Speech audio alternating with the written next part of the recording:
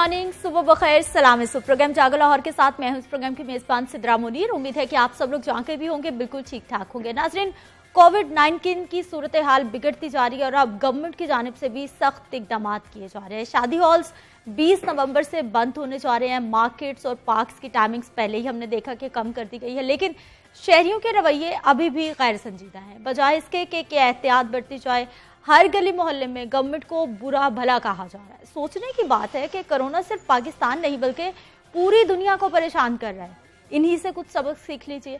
हम तो रहते भी खैर तरक्की पजीर मुल्क में हैं और हमारे वसाइल भी बहुत महदूद हैं। अस्पतालों की सूरत हाल भी आपके सामने है, तो ऐसे में कैसे हम कोई खतरा मोल ले सकते हैं? कोरोना को काबू करने के लिए स्मार्ट लॉकडाउन का सिलसिला भी जारी है। लाहौर शहर की अगर बात की जाए तो कुछ इलाके जिनमें इकबाल टाउन है, अनारकली है, मजंग है, न्यू मुस्लिम टाउन समेत दीगर इलाके कोरोना केसेस ज्यादा रिपोर्ट होने पर स्मार्ट लॉकडाउन के तहत बंद कर दिए गए हैं। लेकिन लोग फिर भी नहीं मान रहे कि कोरोना भी कोई बला है और ये खतरनाक वायरस जान भी ले सकता है। हमारे हेल्थ सिस्टम में इतनी कैपेसिटी नहीं है कि किसी इमरजेंसी को संभाला जा सके, इसलिए अभी भी वक्त है, संभल जाइए और एहतियात कीजिए। इस हवाले से आज के प्रोग्राम में हम मजीद भी बात करेंगे, एक्सपर्ट्स की राय भी प्रोग्राम में शामिल करेंगे। आगे बढ़ेंगे, कुछ बात करेंगे महंगाई के मामलात की। महंगाई की चक्की में पिसे आवाम को एक और झटका दिया गया है और नेपरा ने माह नवंबर के लिए बिजली की कीमत 48 पैसे फी यूनिट इजाफा कर दिया। इजाफे से आवाम पर 5 अरब रुपए का इजाफी बोझ पड़ने वाला है। राना फाहद रिपोर्ट में बता रहे हैं।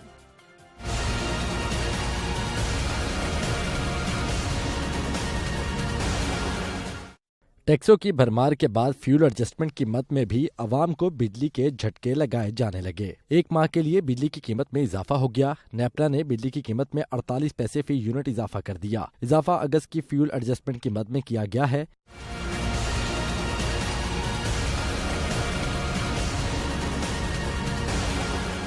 कीमतों में इजाफे के फैसले का इतलाक नवंबर के बिजली बिलों में होगा। इजाफे से सार्फिन पर 5 अरब रुपए का इजाफी बोझ पड़ेगा। नेपरा के मुताबिक अगस्त में बिजली की पैदावारी लागत 3 रुपए 68 पैसे फी यूनिट रही, जबकि बिजली की पेश की फ्यूल लागत 3 रुपए 20 पैसे फी यूनिट थी। राना फाहद, लाहौर न्यूज।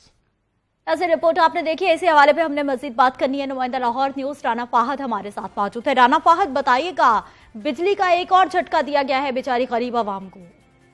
जी बिल्कुल चित्रा, सूरत हाल ये है कि बिजली जो है वो पहले ही बहुत महंगी होती जा रही है और जो है वो टैक्स आपके बिलों में इस कदर ज्यादा लग के आ रहे हैं कि सार्फिन जो है वो अगर 60,000 रुपया किसी का बिजली बिल है तो जो कमर्शियल बिल है उसमें से जो है वो 40,000 तकरीबन जो है वो टैक्स लग के जो है उसके साथ आ रहे हैं। मगर अब जो है वो नेपरा की जानिब से फ्यूल एडजस्टमेंट की मद में भी जो है वो कीमतों में इजाफा किया जा रहा है और जो आवाम जो पहले ही महंगाई की चक्की में पिस रही है, इसे और झटके दिए जा रहे हैं। आज जो है वो नेपरा की जानिब से माह नवंबर के लिए बिजली की कीमत में 48 पैसे फी यूनिट इजाफा किया गया है और इस 48 पैसे फी यूनिट को जो है वो इसी माह जो है वो लागू किया जाएगा और इस इजाफे से जो है वो आवाम पर 5 अरब रुपए का इजाफी बोझ जो है वो डाला जाएगा। नेपरा के मुताबिक कीमत में इजाफा जो है वो अगस्त के फ्यूल प्राइस एडजस्टमेंट की मद में किया गया है। अगस्त में बिजली की पैदावारी लागत जो है वो 3 रुपए 68 पैसे फी यूनिट रही थी, जबकि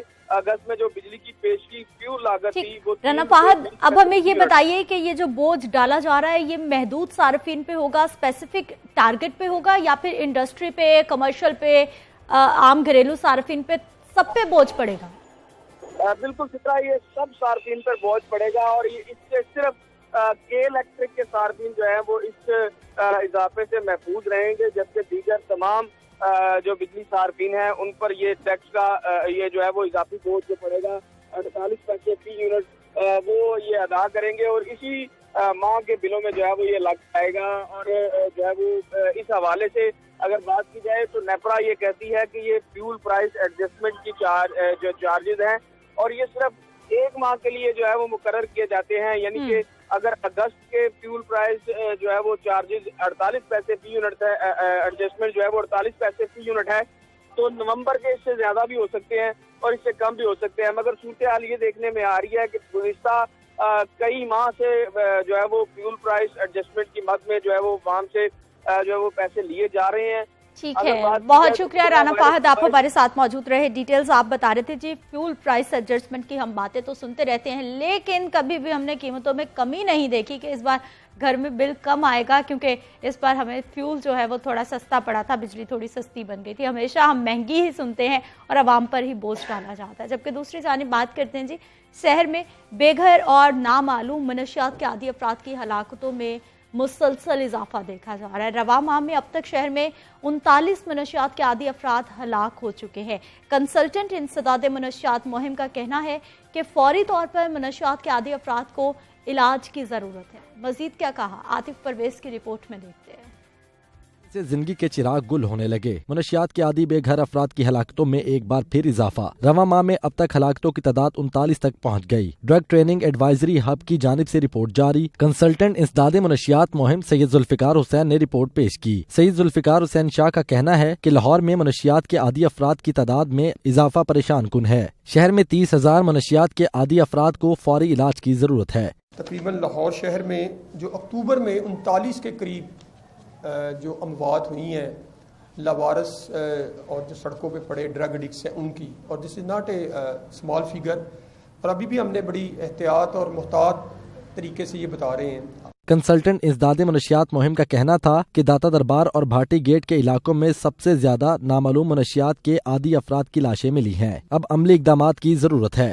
मुगलपुरा, फतेहगढ़, लाल पुल, उसके बाद अली पार्क, दाता दरबार, चबुर्जी, गड़ी शो, धर्मपुरा, ये बहुत से ऐसे इलाके हैं जिनको मैं अभी आपको एक मोरिया पुल और अंदरून शहर का इलाका जहां इस वक्त तवज्जो की जरूरत है। मनशियात के आदी नामालूम अफराद की लाशों को लाहौर के मुख्तलिफ कब्रिस्तानों में दफनाया गया। कैमरामैन यासिर रफीक के साथ आतिफ परवेज, लाहौर न्यूज़। नाज़रीन, रिपोर्ट की डिटेल्स आपने जान ली है, इसी हवाले पे बात करेंगे नुमाइंदा लाहौर न्यूज़ आतिफ परवेज हमारे साथ मौजूद है। आतिफ, बताइएगा, मनशियात की लानत फैलती जा रही है और ये नासूर हमारे तालीमी इदारों में बहुत बुरी तरह से फैल रहा है। हाँ जी बिल्कुल, कल जो ये रिपोर्ट पेश की गई ड्रग ट्रेनिंग एडवाइजरी हब की जानिब से, जिसमें जो ये बताया गया है कि नवंबर के महीने में भी जो है मनशियात के आदी बेघर अफराद की जो हलाकतें हैं वो नहीं रुक सकी, बल्कि उनमें इजाफा हो गया और 39 अफराद जो हैं वो अब जान की बाजी हार गए हैं मजीद। और जहाँ तक आप बात करें कि तालीमी इदारों में भी जो है मनशियात की लानत पहुंची है, तो इस हवाले से भी जो इंकशाफात होते रहते हैं कि तालीमी इदारों में भी जो है मनशियात का इस्तेमाल बढ़ता जा रहा है। लेकिन दूसरी तरफ हम देख रहे हैं कि हुकूमत की जानिब से उस तरीके से इकदामात नहीं किए जा रहे कि जिससे कहा जा सके कि इस लानत पर जो है वो कंट्रोल पाया जा सकता है। और कल जो रिपोर्ट पेश की गई है उसके मुताबिक लाहौर में फौरी तौर पर 30,000 अफराद ऐसे हैं जो मनशियात के आदी हैं जिनको इलाज की जरूरत है। लेकिन अगर इलाज गाहों की बात की जाए तो सिर्फ और सिर्फ एक अस्पताल जो है लाहौर में मौजूद है, और कोरोना की वजह से ये देखने में आ रहा है कि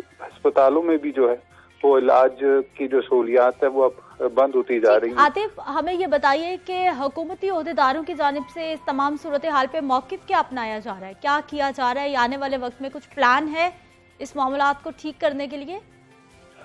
जी, अगर हुकूमती ओहदेदारों की बात की जाए तो उनकी तरफ से सिर्फ यही कहा जा रहा है कि मुस्तकबिल में जो है हिकमत अमली बनाई जा रही है, आगाही दी जा रही है, और आगाही से ही इस लानत पर कंट्रोल पाया जा सकता है। और जो इस हवाले से सेशन मुनक्किद किए जाएंगे, बच्चों को आगाही दी जाएगी, लेकिन असरात और जो उसके नताइज हैं वो उस तरह से नहीं है जिस तरह से दावे किए जा रहे हैं।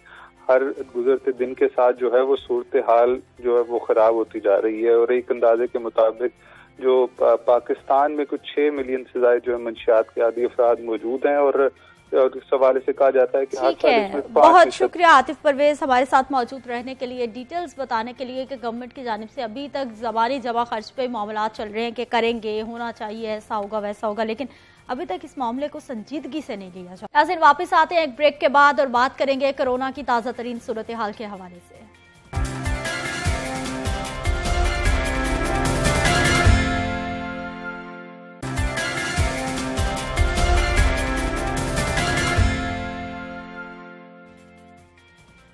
कहते हैं नाज़रीन, मोहलिक कोरोना वायरस की दूसरी लहर तेजी के साथ फैल रही है और कोरोना केसेस की तादाद में मुसलसल इजाफा देखने को मिल रहा है।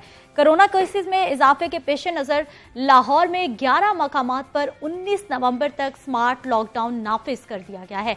New Muslim town, Allama Iqbal town, जिसका रजा ब्लॉक है, सिकंदर ब्लॉक, उमर ब्लॉक में स्मार्ट लॉकडाउन नाफिज किया गया है। Garden town, cavalry ground, DHA phase 1 AA block के इलाके भी शामिल हैं, जबकि HBFC block B, DHA phase 6 sector A और सेक्टर L में स्मार्ट लॉकडाउन लगाया गया है।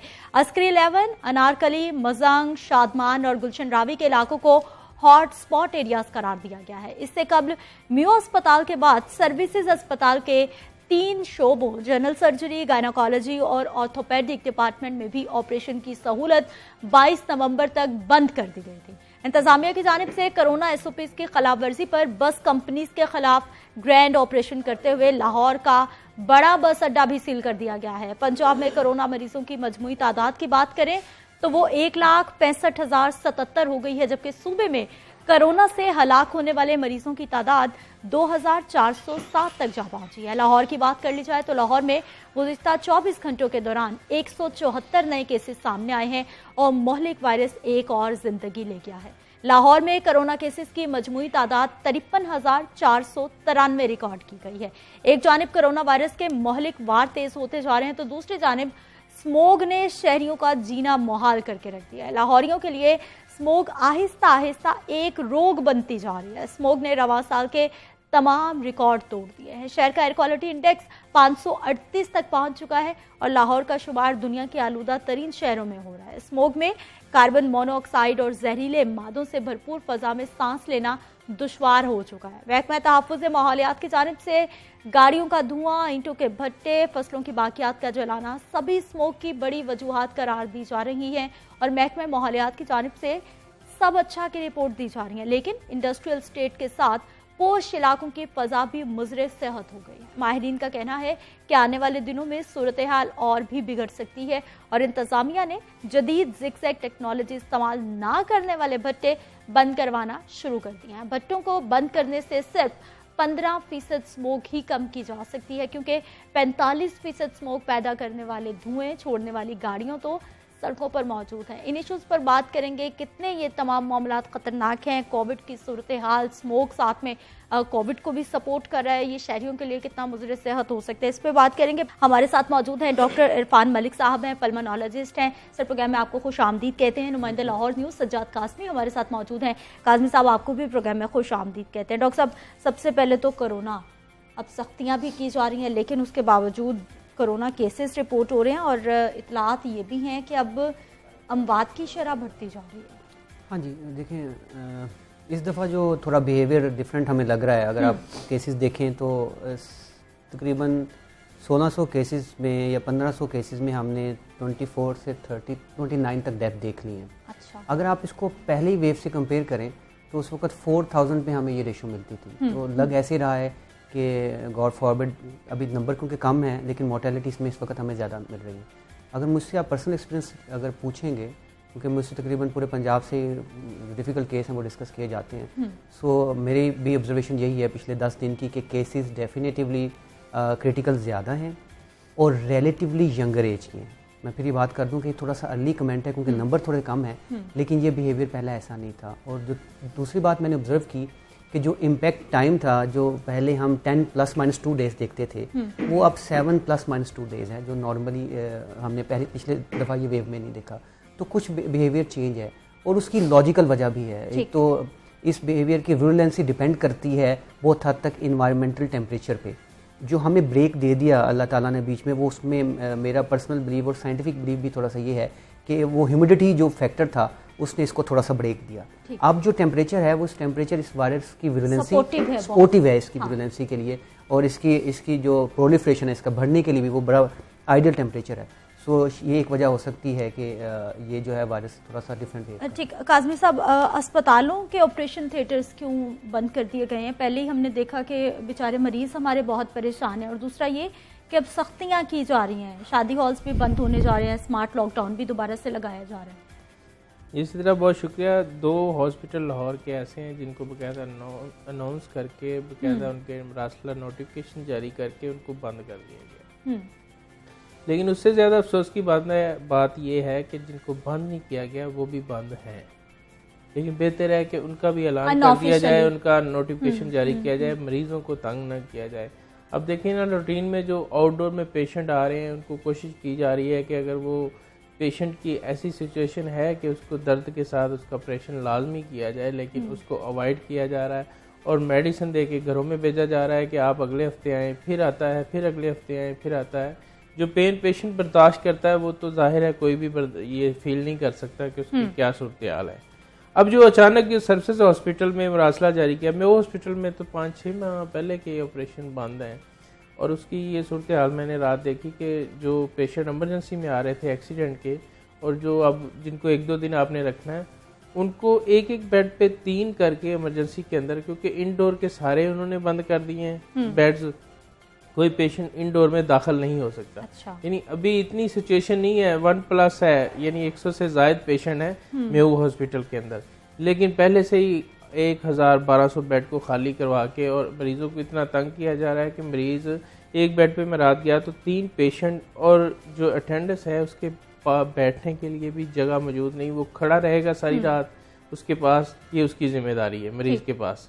अगले दिन उसका दूसरा फैमिली मेंबर आएगा, वो भी सारा दिन उसके पास खड़ा रहेगा। यानी एक बेंच होता था वो भी नहीं है, बेंच होता था वो भी नहीं है, क्रिटिकल सूरत हाल है। और ये अफसोस की बात है कि जो बेंच अब कोरोना के बेड से खाली हुए हैं, कम से कम हमें इतना इंतजामी अमूर तो होने चाहिए कि हम उनको उस पे जाके रख दें ताकि उनको प्रॉब्लम ना पेश आए।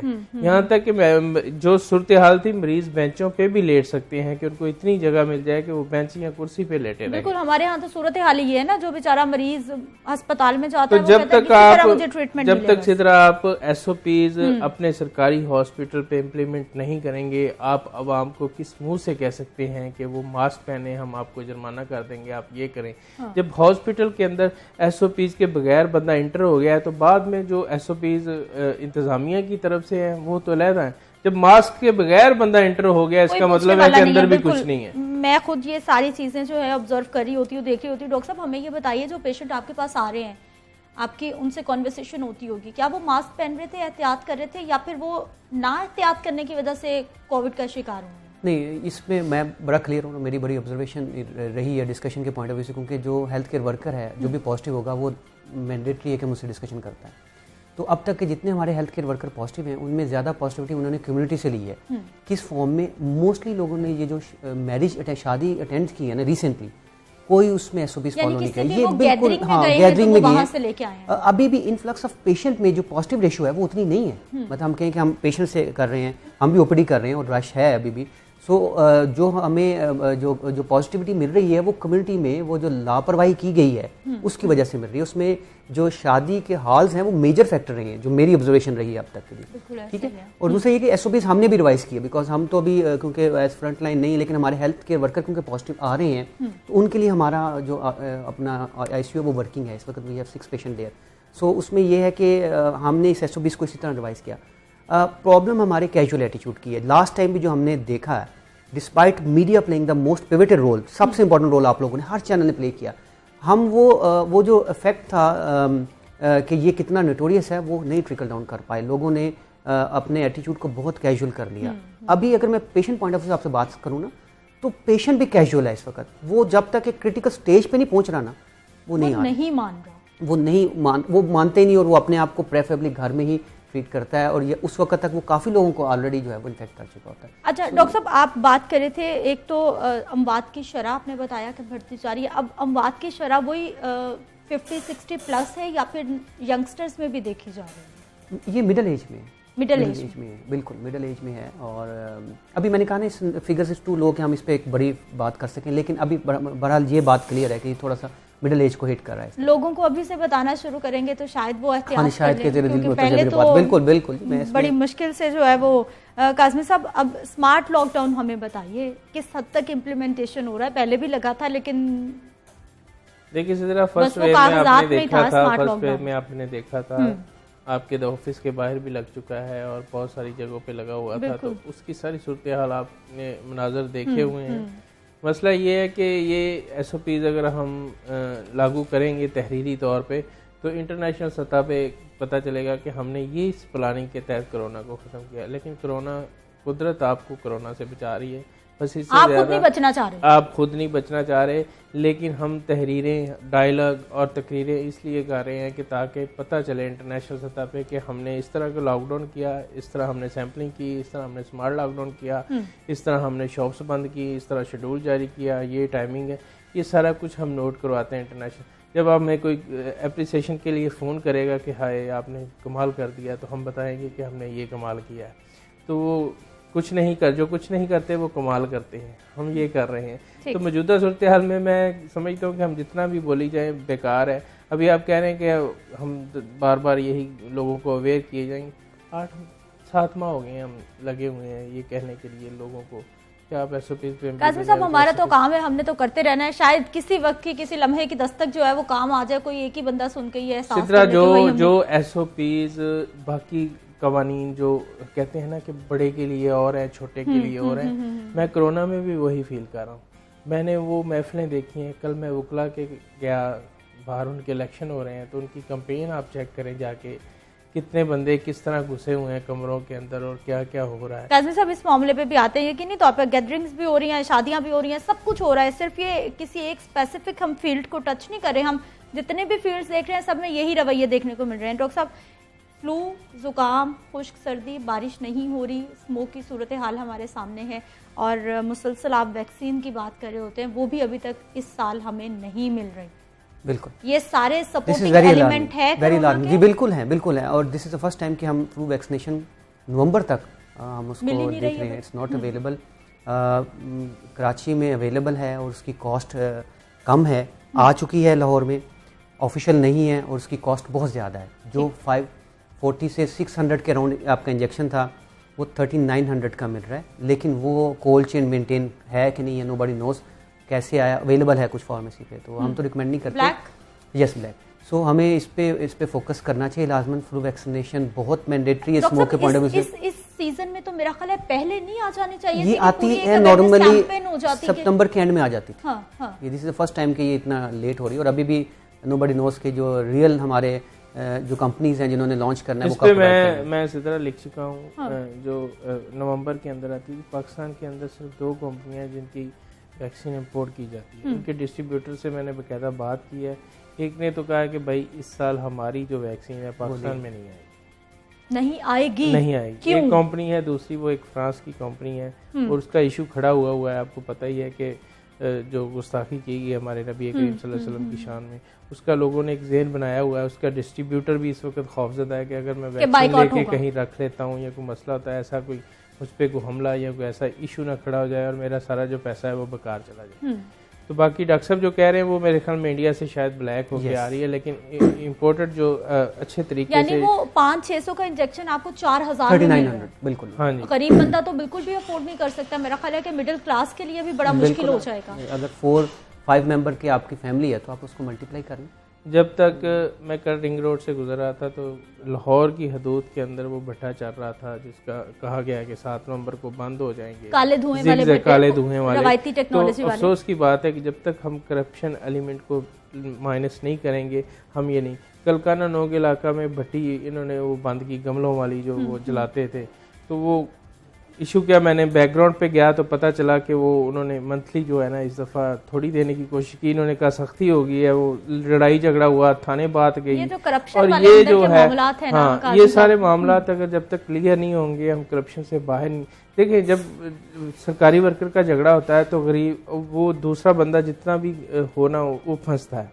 FIR में हर जगह के किसी ने सरकारी मुलाजम पे हाथ उठाया, तो मसला ये कि हम फिर उसकी इंक्वायरी, अपने बड़ों की इंक्वायरी जो है, ये फुटेजेस चल रही है लाहौर न्यूज़ पे, ये इतना ये देखिए जरा, ये इतना खतरनाक धुआं है कि ये इसमें सांस लिया जाएगा तो क्या बनेगा डॉक्टर साहब हमारे सिस्टम का। बिल्कुल सही कह रहे हैं। मैं हैरान हूँ कि ये इलाके के बंदे कैसे सोते होंगे, किस तरह करते होंगे, आए दिन हॉस्पिटल में होते होंगे, इनको क्या बीमारियां हैं, कोई तहकीकात डॉक्टर नहीं। साहब हमें ये बताइए कि अब ये जो स्मोक की हम सूरत हाल की बात करें, ये कोविड की, अब जो आप दूसरी वेव की बात करें वो डिफरेंट बिहेव कर रही है, कोई स्पेसिफिक बॉडी पार्ट को वो इफेक्ट कर रही है अभी जो केसेस आप देख रहे हैं? Not really. देखिए, क्योंकि ओवरलैप है विद फ्लू, तो कॉमन सिम्टम्स तो सब में फ्लू की एग्जिस्ट करती हैं, इसमें कोई दो राय नहीं है।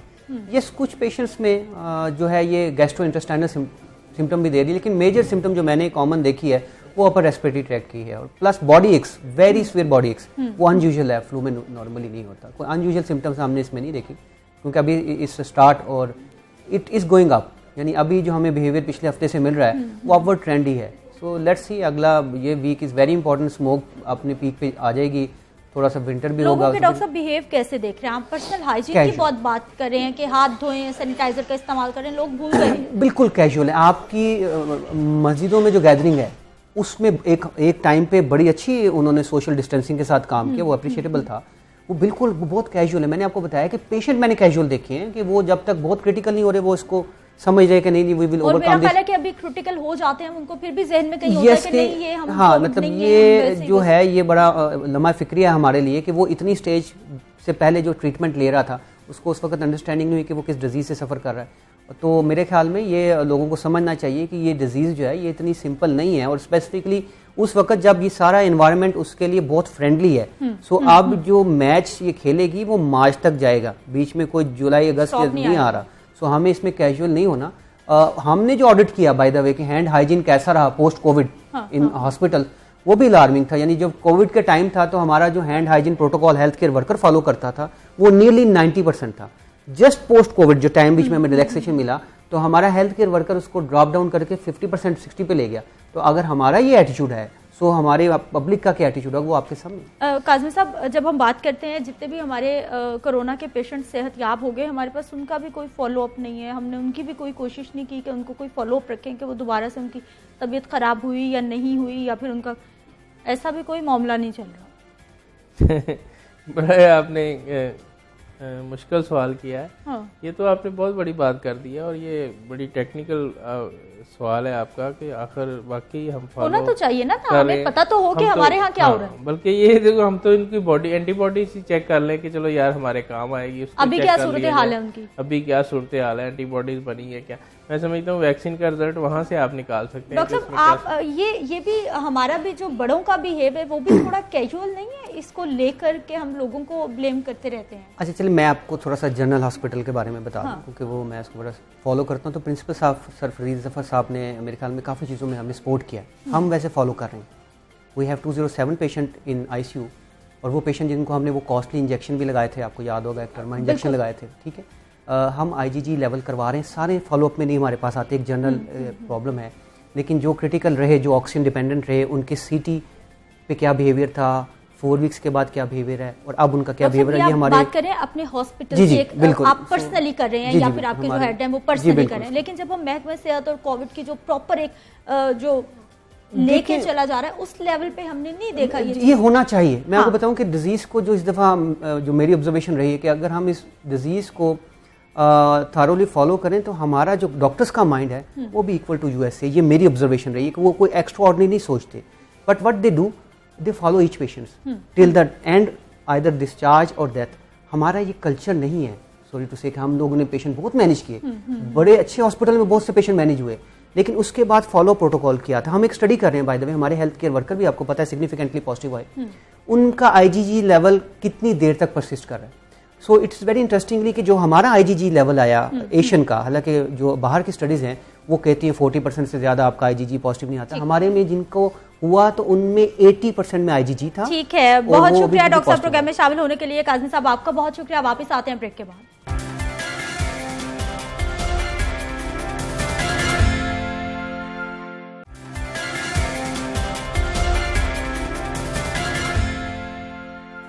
प्रोग्राम में एक बार फिर से आपको खुशामदीद कहते हैं। नाज़रीन, टेक्नोलॉजी की तरक्की ने हमें स्क्रीन से ऐसा जोड़ दिया है कि चंद मिनटों की दूरी भी मुहाल लगने लगती है। बच्चे हों या बड़े, नौजवान हों या बूढ़े, मर्द हों या खातिन, सभी लोग किसी ना किसी स्क्रीन से जुड़े रहते हैं। वो मोबाइल की स्क्रीन हो सकती है, लैपटॉप की हो सकती है, कंप्यूटर की हो सकती है या टीवी की हो सकती है। हमारी स्क्रीन खासी मुतासिरकिन होती हैं और इसीलिए ये नागुज़ीर है कि हमारे बच्चे उनके बारे में बहुत जल्दी, आसानी से और फितरतन सीख भी लेते हैं। बच्चों में बढ़ता हुआ स्क्रीन टाइम एक ऐसा मसला बनता जा रहा है और वालिदैन भी इस मसले को लेकर खासी तस्वीश पाई जा रही है उनमें। नाज़रीन, स्क्रीन टाइम से मुराद मोबाइल, टीवी, लैपटॉप और टैबलेट जैसे गैजेट्स का 24 घंटों के दौरान इस्तेमाल होता है कि बच्चा उन पर कितने वक्त के लिए कितने घंटे गुजारता है। एक अंदाजे के मुताबिक बच्चे जिनकी उम्र 2 साल से कम है वो दिन में 3 घंटे स्क्रीन के सामने गुजारते हैं। ये दौरानिया पिछले 20 सालों में 2 गुना हो चुका है। तहकीक के मुताबिक अगर बच्चे 6 या 7 घंटे से ज्यादा स्क्रीन पर रहें तो उन पर नफ्सियाती असरात मुरतब होने लगते हैं। उससे खुद पर काबू पाने, तजस्सुस का फुकदान, जज्बाती इस्तेहकाम का फुकदान, तवज्जो मरकूज करने में कमी और आसानी से दोस्त बनाने के काबिल ना होना जैसे मसाइल पैदा हो सकते हैं। स्क्रीन टाइम में इजाफे से जिस्मानी वर्जिश में कमी आती जा रही है, वजन बढ़ता जा रहा है, खानदानों के साथ इकट्ठा खाना खाने के कम मौके मिलते हैं। इसके बायस बच्चों को बड़ी उम्र में नींद की कमी जैसे मसाइल भी दरपेश होते हैं। टेलीविजन के इस्तेमाल का ताल्लुक तख्लीकी सोच में कमी से भी है। इसी तनाजुर में एक हालिया तहकीक से पता चलता है कि स्क्रीन के सामने गुजारा गया वक्त स्कूल जाने वाले बच्चों की दिमागी मंजरकशी की सलाहियतों में कमी लाने का सबब बनता है। ताहम ये इस बात पर भी मुनहसर है कि वो स्क्रीन पर क्या देख रहे हैं, फिल्म्स देख रहे हैं, वीडियोस देख रहे हैं, गेम्स खेल रहे हैं, सोशल मीडिया इस्तेमाल कर रहे हैं या कुछ पढ़ रहे हैं। उनका असर एक बच्चे से दूसरे बच्चे पर भी मुख्तलिफ हो सकता है। ऐसा भी नहीं है कि स्क्रीन के असरात सिर्फ बुरे ही हैं, ताहम इस बात का इदराक होना कि स्क्रीन को किस तरह से मुफीद अंदाज में इस्तेमाल किया जा सकता है और उन्हें इस्तेमाल करना कब तर्क कर देना चाहिए, छोड़ देना चाहिए और उसके मुस्बत असरात कैसे हासिल किए जा सकते हैं, स्क्रीन्स को इंटरेक्टिव अंदाज में कैसे इस्तेमाल किया जा सकता है, इस पे बात करने के लिए हमारे साथ मौजूद हैं जी उज़मा सदाकत साहिबा हैं, माहिर नफ्सियात हैं, आपको प्रोग्राम में खुश आमदीद कहते हैं। उज़मा साहिबा, थोड़ा तो मैंने बता दिया है कि ये स्क्रीन टाइम की हम बात करते रहते हैं, ये होता क्या है। अब हमें ये बताइए कि बच्चों को एज के साथ कैटेगराइज किया जाता है कि इस एज के बच्चे सिर्फ इतने घंटे को वो मोबाइल, टीवी, कुछ भी स्क्रीन टाइम इतना होना चाहिए। बिल्कुल ऐसा ही है और माहिरीन ने इसकी कैटेगरीज को डेवलप किया हुआ है जिसके मुताबिक जो 18 माह से कम उम्र के बच्चे हैं उनके लिए no screen time at all है। तकरीबन 1.5 माह से कम उम्र बच्चे, 18 साल, हाँ 18 माह से कम उम्र के जो बच्चे हैं उनके लिए कोई भी स्क्रीन टाइम रिकमेंडेड नहीं है। लेकिन एक एक्सेप्शनल रूल उनके लिए है कि अगर वो अपने ग्रैंड पेरेंट्स से, आंट से, अंकल से कोई वीडियो कॉल्स पे अगर बात करना चाहते हैं तो that is okay for them. लेकिन 18 माह से कम कोई भी स्क्रीन उनके लिए मुनासिब नहीं है। नंबर 2 है कि 2 साल से फिर जो 5 साल के बच्चे हैं उनके लिए screen time minimum half an hour से 1 आवर तक रिकमेंडेड है। अगर उससे ज्यादा स्क्रीन टाइम वो गुजारते हैं तो यकीनी तौर पर उनकी जो ब्रेन की डेवलपमेंट है, सोशल स्किल्स हैं, वो डिस्टर्ब होने की तरफ। अच्छा उज़मा साहिबा, आपने बड़ी अच्छी बात की है बच्चों के हवाले से कि किस तरह से जो 1.5 साल के बच्चे हैं उनका स्क्रीन टाइम तो होना ही नहीं चाहिए। हमारे यहाँ तो बच्चों को खाना खिलाया जा रहा है, कुछ भी एक्टिविटी नहीं है, उनको मोबाइल दे दें या फिर सारा दिन घर पे कार्टून चलते हैं। अच्छा, हमारे यहाँ एक चीज को अंडरस्टैंड करने की जरूरत है कि ये जो स्क्रीन से दुनिया जुड़ी है ये हमें घर बैठे एक बड़ी दुनिया के साथ जोड़ती है। स्क्रीन कोई भी आप ले लें, आप फोन का ले लें, आप टैबलेट का ले लें, टेलीविजन का ले लें, ये हमें बड़ी दुनिया से कनेक्ट करती है। यकीनी तौर पे ये दुनिया काफी दिलचस्प है, लेकिन हमें ये भी मानना होगा कि जो फिजिकल वर्ल्ड है इस वर्चुअल वर्ल्ड से ज्यादा बड़ी भी है और ज्यादा इंटरेस्टिंग भी है। और आम तौर पे जनरली लोग, छोटे बच्चे जो हैं वो ज्यादा फिजिकल वर्ल्ड से सीखते हैं बजाय कि वो स्क्रीन से सीखने की तरफ जाएं। बट हमारे यहाँ माएँ जो हैं वो चूंकि बहुत ज्यादा बच्चों के साथ मेहनत, पढ़ाई के ऊपर जरूर तवज्जो देती हैं, लेकिन अगर उनके मूड में कोई प्रॉब्लम है, अगर वो जिद करते हैं तो उस पे वो तवज्जो देने की बजाय वो हाथ में फोन थमा देती हैं कि अच्छा थोड़ी देर के लिए तुम ये इस्तेमाल कर लो। और चूंकि बच्चों को स्क्रीन टाइम कोई लिमिट नहीं किया जाता, बच्चे जब डिमांड करते हैं उन्हें स्क्रीन मिल जाती है और खासतौर पे माएँ जो हैं वो अपने सेल फोन को पासवर्ड नहीं लगाती हैं। अच्छा उसमें सदाकत, फिर बच्चे इतने स्मार्ट हैं, मेरा ख्याल है माओं से ज्यादा बच्चे स्मार्ट हो गए हैं। छोटे से बच्चे 6-8 माह के बच्चे को पता है कि जितना ज्यादा रोऊंगा, जितना ज्यादा चीखूं चिल्लाऊंगा, फिर मुझे देखिए जब भी कोई बच्चा जिद करता है और आप उसकी जिद पूरी नहीं करते तो ये तयशुदा बात है कि वो आपके लिए कोई ना कोई क्राइसिस जरूर पैदा करेगा। और छोटा बच्चा जो है वो रो के क्राइसिस क्रिएट करता है, जमीन पे लेटना शुरू कर देगा। अगर गेस्ट आए हैं तो खास तौर पे उस वक्त आपसे डिमांड करने की तरफ जाएगा। और अब आप उसको चुप कराने के लिए क्राइसिस नहीं क्रिएट करना चाहेंगे तो आपके लिए आसान हल है कि उसे स्क्रीन थमा दें। बट पेरेंट्स को ये अंडरस्टैंड करने की जरूरत है कि जितना वो क्राइसिस से परहेज करेंगे उतने बड़े क्राइसिस आने वाले वक्त में उनके सामने खड़े हैं। यानी छोटे छोटे क्राइसिस को डील कर लें और जनरेट करें खुद से। यानी अगर आपका बच्चा गेस्ट के सामने फोन मांगता है तो उसको इनकार करना सीखें। ज्यादा से ज्यादा वो चीखेगा, चिल्लाएगा, गेस्ट के सामने बदतमीजी करेगा, तो आप गेस्ट से कहते हैं कि मैं अपने बच्चे का जब भी स्क्रीन टाइम मैनेज करना चाहती हूँ, तो वो इस तरह के क्राइसिस क्रिएट करता है। So that is okay. 2-4 दफा जब आपका बच्चा देखेगा कि आप गेस्ट के दबाव में नहीं आते और उसको फोन नहीं देते, तो फिर वो आपको तंग करना छोड़ देगा। बिल्कुल ऐसा ही है। अच्छा, हमारे यहाँ जैसा कि मैं खाने के हवाले से बात करी थी और 1.5 साल के बच्चों का आपने स्पेशली बताया, यहीं से हम आगाज करें, उनके साथ कैसे उनके गुस्से, उनके बिहेवियर किस हद तक मुतासिर होते हैं जब वो कुछ भी देखते हैं स्क्रीन पर, स्पेशली कार्टून्स की बात करें। देखिए, जो 1.5 साल के बच्चे हैं वो एक्चुअली दुनिया को एक्सप्लोर करना चाह रहे होते हैं। सो उनके लिए ज्यादा बेहतर है कि वो भागे, दौड़ें, झूले झूलें और इस तरह की एक्टिविटी, फिजिकल एक्टिविटीज जो है, इसके अलावा असल दुनिया है उसमें रहे। हाँ, ड्राइंग जो है, क्योंकि उन्होंने अभी दुनिया एक्सप्लोर करनी है। बड़े लोग जो है वो दुनिया एक्सप्लोर कुछ हद तक कर चुके होते हैं, बाकी अभी अगर एक्सप्लोर वो करना चाहते हैं तो मजीद कर सकते हैं। बट छोटे बच्चे ने सीखना ही ऐसे है कि एक दूसरे के साथ ताल्लुकात कैसे डेवलप करने हैं, वो साथियों के साथ टाइम गुजारेगा तो ताल्लुकात डेवलप करेगा। फिर मोटर स्किल्स उसकी डेवलप होती हैं कि वो चीजों को पकड़ता है, मुख्तलिफ साइज की चीजों को पकड़ता है, उन्हें होल्ड करना सीखता है, तो इससे उसकी मोटर स्किल्स डेवलप होती हैं। उसके हाथ पांव की हरकतों सकनात ज्यादा स्ट्रांग होती हैं। सो इसी तरह से अगर वो चलता है, भागता है, दौड़ता है, तो डेफिनेटली उसकी स्किल जो है वो डेवलप होती है। मेंटली बच्चे किस हद तक जो है मुतासिर हो रहे हैं, स्पेशली मैं छोटे बच्चों की बात कर रही हूँ, जिनका आपने कहा है कि उनका तो होना ही नहीं चाहिए और उनके तो मेरा ख्याल को 6-6, 8-8 घंटे बन जाते हैं दिन में, जितना वो मोबाइल या इस्तेमाल करते हैं। एक तो मेंटली कितना असर होता है, दूसरा वो जो देख रहे हैं वो तो सब फेक है ना, वो हमारी दुनिया नहीं है, तो वो बच्चा तो छोटे होते से उसी दुनिया का आदी हो रहा है। हमें ये मानने की जरूरत है आज की दुनिया के अंदर के जो स्क्रीन है कोई भी तरह की, वो हमारी जिंदगी का लाजुम और मलजूम हिस्सा है। हम यहाँ से पीछे नहीं जा सकते, हमें यहाँ से आगे बढ़ना है, लेकिन हमें देखना है कि हम कैसे रीजनेबली इस्तेमाल कर सकते हैं।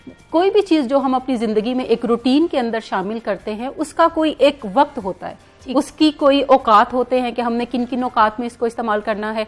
लेट्स सपोज कि हम एक्सरसाइज को एग्जांपल अगर लें कि एक्सरसाइज हमें पूरे दिन के अंदर 20 से 25 मिनट जो है वो हर रोज करनी जरूरी है। कम ही होता है कि हमारे टाइम टेबल्स हों। हाँ, लेकिन हमें कोई ना कोई रूटीन लोगों ने एस्टेब्लिश की होती है। इसके अलावा खाने के औकात हैं कि हम 3 वक्त जो है वो खाना खाने की तरफ जाते हैं। इसी तरीके से मोबाइल भी हमारी जिंदगियों का हिस्सा है, टेलीविजन हमारी जिंदगियों का हिस्सा है, तो हमें उसके भी कोई औकात मुतय्यन करने होंगे। आपको याद होगा कि पहले जो टेलीविजन स्क्रीन थी वो सुबह 7 बजे के करीब शुरू होता था और रात को खबरनामे के बाद बंद हो जाता था। लेकिन अब ना सिर्फ एक टेलीविजन है हमारे पास, बल्कि अब चैनल्स काफी ज्यादा हैं जो कि 24 आवर्स चलते रहते हैं।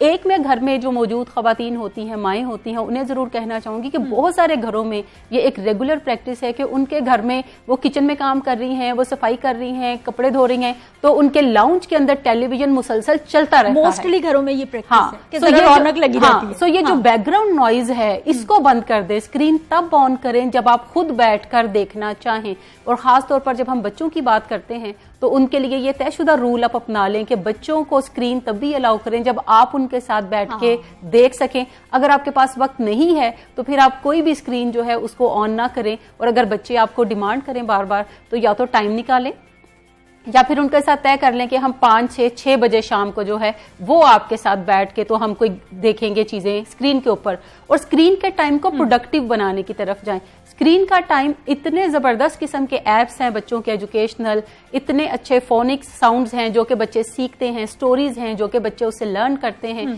सो अगर आप साथ बैठ के उनके साथ स्क्रीन टाइम स्पेंड कर रही हैं तो जो बातें उस ऐप के अंदर हैं, जो एक्टिविटीज उस ऐप के अंदर हैं, साथ साथ आप उसके साथ बातचीत करती जाती हैं ताकि आपके बच्चे की जो क्रिएटिव थिंकिंग है वो ज्यादा इनहेंस होने की तरफ जाए। सो स्क्रीन टाइम को आप जो लर्निंग है बच्चों की उसको रीइंफोर्स करने के लिए इस्तेमाल कर सकती हैं, लेकिन इसके लिए आपको थोड़ा अपनी चीजों को दुरुस्त करना पड़ेगा और कुछ रूल्स जो हैं उसको तय करके उसके मुताबिक फिर चलना पड़ेगा। अच्छा, उसमें साहब जैसे आपने बात की है ना कि कुछ घरों में ये रूटीन होती है कि टीवी खामखाई चल रहा है, चाहे आप घर के किसी भी हिस्से में काम कर रहे हो लेकिन टीवी चल रहा है, आप तो नहीं देख रहे लेकिन बच्चे देख रहे हैं, वो कुछ ड्रामास हो सकते हैं, कुछ भी हो सकता है, तो वहां से बच्चा कितना सीख रहा है, रवैयों पर कितने असरअंदाज हो रहे हैं, बिहेव्स बच्चों के, ये जो गुस्सा, इंतशार, मुसलसल मार कुटाई वाले जो रुझानात बढ़ते जा रहे हैं, एक रीजन है ये? देखें, ये उसकी एक बड़ी रीजन है। आपका बच्चा जो भी स्क्रीन पे देखता है उसको नहीं पता कि ये सही है या फेक है। वो उसको रियलिटी के तौर पे कंसिडर करता है। अगर एक ड्रामा चल रहा है और उसमें दो लोग लड़ रहे हैं तो उसके लिए ये लड़ाई बिल्कुल उतनी ही रियल है जितनी कि घर में मौजूद दो लोग लड़ते हैं। सो ऐसे में बच्चे ना सिर्फ उनसे मुख्तलिफ किस्म के नेगेटिव बिहेवियर लर्न करते हैं बल्कि बहुत सारे फैशन भी लर्न करते हैं जिसको वो अप्लाई करते हैं। हाँ। और उसके साथ साथ जब स्क्रीन टाइम ज्यादा एक्सटेंड होता है तो उससे बच्चों के अंदर गुस्सा ज्यादा आता है, बच्चों के अंदर चिड़चिड़ापन आपको नजर आएगा। और बाजुकात मैंने देखा है कि कुछ बच्चे रात को भी जरूर सेलफोन के ऊपर कुछ ना कुछ स्टोरी माँ को कहेंगे कि मुझे लगा के दो तब मुझे नींद आएगी। सो ये चीज बच्चों के अंदर, अगर बच्चा लेट रात को सोएगा तो सुबह वो जल्दी स्कूल जाने के लिए नहीं उठ सकेगा, सुबह आपको तंग करेगा। और बच्चों के अंदर जो हमें मुख्तलिफ बिहेवियरल इश्यूज नजर आते हैं, चिड़चिड़ापन नजर आता है, गुस्सा नजर आता है, उसकी एक बड़ी वजह जो है उनके स्क्रीन टाइम का ज्यादा होना भी है। अच्छा, अक्सर हम सुनते हैं हमारे बच्चे ऐसा करना शुरू हो गए, हमारे घर में तो ऐसी रवायत ही नहीं है, हमने तो ऐसे कपड़े नहीं पहने, ये बच्चा पता नहीं किसी पे चला गया। हाँ। इस तरह की बातें बहुत शिकायत हम सुनते हैं, लेकिन जब जड़ का किसी लोगों को एहसास ही नहीं होता कि ये जो आप उनको स्क्रीन्स दिखा रहे हैं बच्चा उनको फॉलो कर रहा है, उनको नहीं पता कि हमारी क्या रवायात हैं या हम किस तरह रहना चाहते हैं। ना सिर्फ बच्चा फॉलो कर रहा है बल्कि हम बड़े भी फॉलो करते हैं। हाँ। हम जितने भी फैशन ट्रेंड्स हैं वो टेलीविजन इंटरनेट से उठाते हैं और फिर हम उन्हें अप्लाई करने की तरफ जाते हैं। बच्चे भी छोटे इंसान हैं, आप उन्हें बच्चा कंसीडर मत करें। हाँ, हाँ। वो सिर्फ कद में छोटे नजर आते हैं लेकिन उनके महसूसात, उनके रुझानात बिल्कुल आप जैसे ही हैं।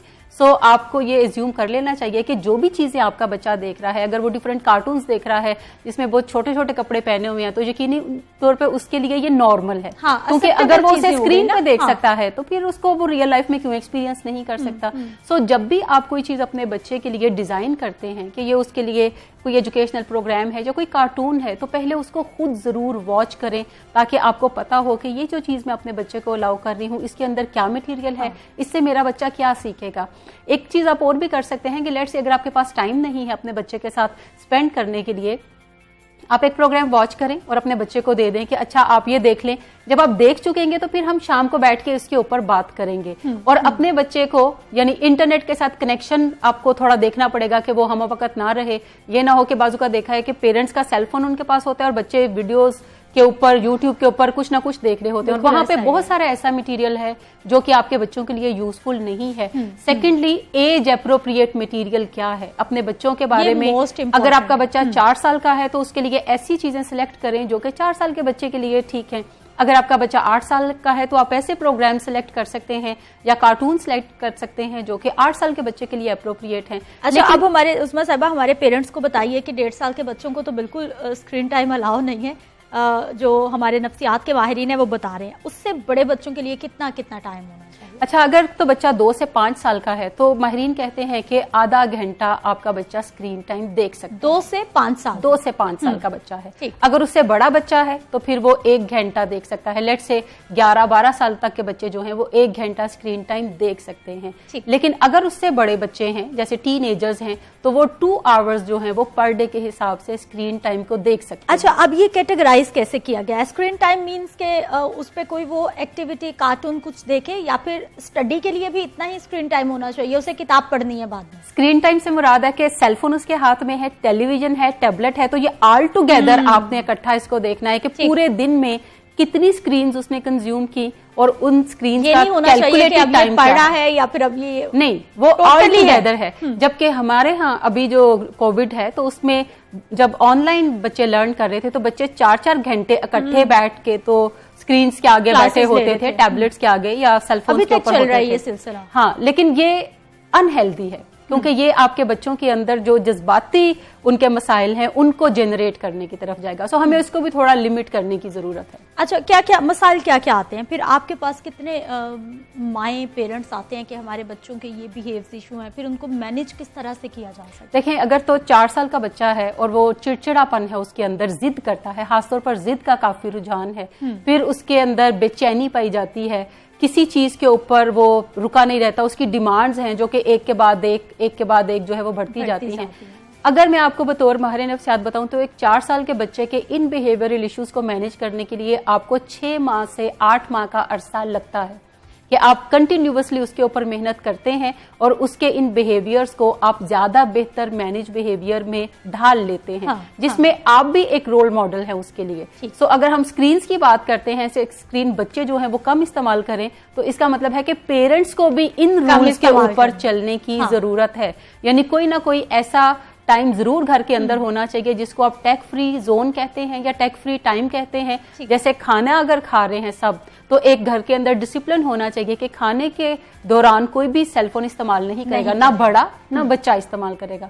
फिर अगर सारे लोग बैठ के फैमिली टाइम जो है आपस में डिस्कस कर रहे हैं बातें या फैमिली टाइम गुजार रहे हैं, तो इस दौरान सारे लोग इस्तेमाल फोन नहीं करेंगे। फिर आप ये भी कर सकते हैं एक चीज कि जब आप रात को सोने के लिए जाएं तो आपके बच्चों के पास टैबलेट्स मौजूद नहीं होने चाहिए। टैबलेट्स रात को बच्चों को पता हो कि इतने टाइम के बाद हमें फलान जगह पे रख देने हैं जो कि पेरेंट्स की कस्टडी के अंदर हो। ये मोस्ट इंपॉर्टेंट है, क्योंकि हमारे यहाँ जो है वो सब लोग एक दूसरे के साथ होते हुए भी बहुत दूर होते जा रहे हैं। सब इकट्ठे बैठे होते हैं लेकिन मोबाइल फोन इस्तेमाल हो रहे होते हैं, अपने अपने गैजेट्स में लगे हुए होते हैं। बहुत शुक्रिया उस्मा सदाकत साहिबा प्रोग्राम में शामिल होने के लिए और इतना इन्फॉर्मेटिव सेशन हमारे साथ करने के लिए, किस तरह से बच्चों के स्क्रीन टाइम को मैनेज किया जा सकता है और होना कितना चाहिए। हाजिर प्रोग्राम का वक्त इख्तिताम को पहुंच चुका है। इंशाल्लाह कल सुबह 9:05 पर मेरी आपसे फिर से मुलाकात होगी।